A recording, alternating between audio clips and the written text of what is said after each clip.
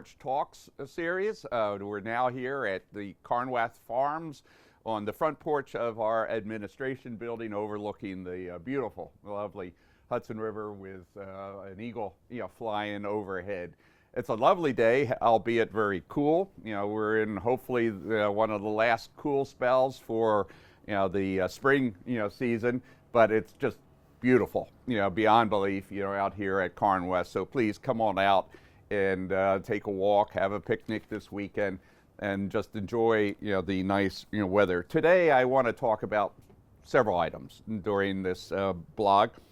And one is the deliberative legislative process that the town board goes through at every meeting. Second is a recap of that board meeting that was held just a few days ago on Monday. And also I want to have a little bit of a recap related to that about the Wappinger Central School District presentation and the forthcoming election. And then finally, a reminder about our craft fair that is coming up shortly. As a result of, basically after every board meeting, but especially this last one, I've received a number of comments and questions from our many residents who are watching the meeting, and thank you. We've done that. I've made the availability of all of our meetings very transparent, public on various channels, not just our cable, but our website, YouTube video, etc. And with the idea of trying to get out the information, the news, as transparently and as widely as possible. Many folks have asked about how does the board process really work? And it's a very good question for which I have no simple answer. But first, for people to understand that the town board is really the legislative body of the town government, and it operates independently of other boards and gives direction to most of the town departments, with the exception of the town clerk. He's independently elected and runs it more independently than others. It's truly a democratic process at its best, and also sometimes at its worst. Is very rewarding, but sometimes also very frustrating, especially to me, who has to set and run the agenda and try to get us done at a decent hour. But as a democratic process, we have a lot of participation. I try to schedule different items at each meeting. And also, I am very appreciative of the loyal residents, dedicated residents that come out and attend virtually every meeting. While we don't always see eye to eye, I certainly appreciate and welcome the comments, and they have been regular in speaking during the public portion of the meeting, which is great. So continue, with that. But as a democratic process, it is also one of participation and engagement. And keep in mind that this is no excuse, but the board members are effectively volunteers. They get paid a small amount of money for the tremendous amount of time that they dedicate both at the meetings and throughout the week on town matters. It is to me very frustrating when after 10, 11 times we still haven't been able to pass legislation that is very important for public health and safety, or else it wouldn't be proposed. I understand the need to be thorough, but it sometimes can be overkill, and to me, 11 times is just too much. So I encourage everyone, though, to reach out to their councilmen and women and give the straightforward opinions as what needs to be done. But keep in mind, this is an important part of the legislative process that the town board goes through, and we have made tremendous progress. Despite some of the frustrations, tremendous progress over the last 4 going on 5 years that I've been in office on many, many important things to the town, and we will continue to do such going forward. As a recap of the board meeting, I think that one of the important aspects that I'm trying to promote and the board has been very supportive of, is we've been making a strong effort to get various topics of public interest, various speakers of public interest out in front of the town, and take questions from the town board as well as the public who attends. And some questions, when I receive them by email or by phone call, then I'll pass it on to the speakers, as I did with the board superintendent of schools. So during that meeting, as you know, the superintendent of schools, Dr. Dwight Bonk, presented a review of the budget process and of the various proposals, such as capital proposal. There was a very good, engaged dialogue. And if you didn't watch it, please turn to our website, YouTube, our cable channels, and watch that meeting. And there's a lot of important information there, which I hope will help you make a decision on voting on May the 17th. As Councilwoman Bettina did say, and all of us are in full support, on May 17th, the school board will hold an election. Again, it's an annual process for passing the budget and some of the other proposals, like the capital proposal.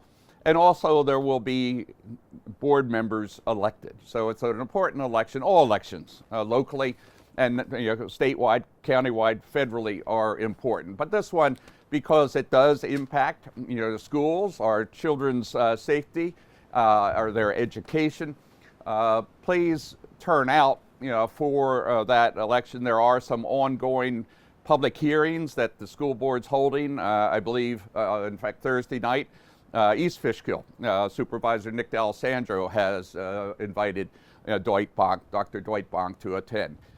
Personally, we have regular meetings to engage with the school superintendent's office on issues, challenges, and opportunities in the town. We only touched upon a few of them at the meeting.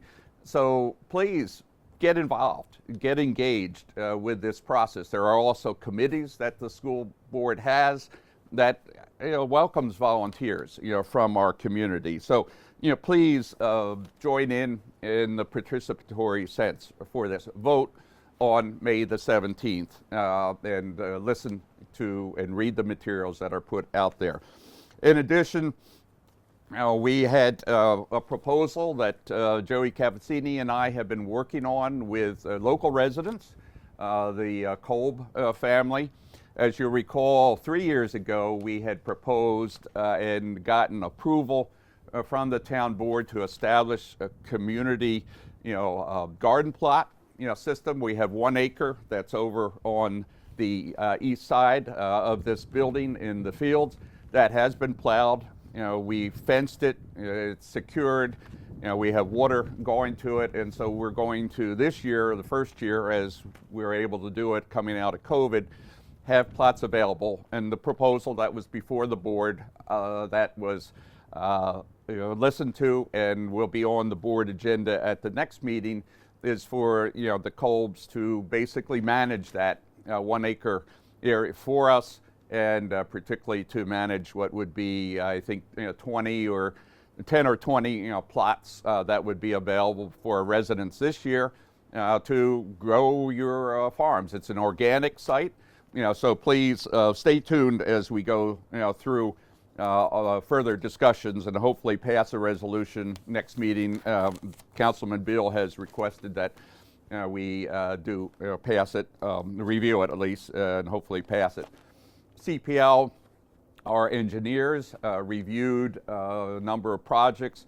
Most important, and which the board did pass, was we have a footbridge, a very large, expansive, expands over the Hunters Creek chasm that's been caused by erosion of the creek, and that was damaged during the storms in the past, and also the footings of that bridge have been eroded out. So we also authorized the removal of that bridge to make it safe, secure right now, and then we will, at a future meeting, once we get the quotes, authorize the repair, replacement of that footbridge, which is an integral part of our Reese Park, which we're going to be looking into how to further improve it.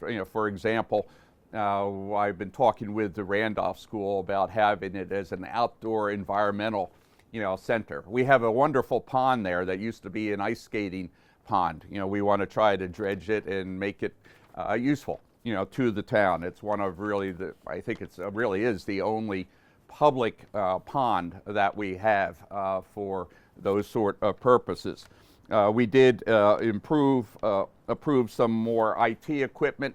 Part of our process is to always expand our capabilities in the IT area, new software, new storage capability that will allow us to better serve the community in going ahead. And that involved also some more server approval. So we got a lot done. There's a lot more that I wish could have been accomplished at the meeting, but our next meeting coming up in another week and a half hopefully will bring a closure to a number of the items that have been tabled in the past. Also, I want to provide a reminder. This is related to our crafts fair. Our crafts fair, which is the spring version of it, will be held this coming Saturday, April 30th. It's going to be held out at Town Hall. That's 20 Middle Bush Road. And it's going to be open from the hours of 10 to 3 at Middle Bush Road. Also, the town will have refreshments available for sale at the time, which we'll be preparing and bringing in for it.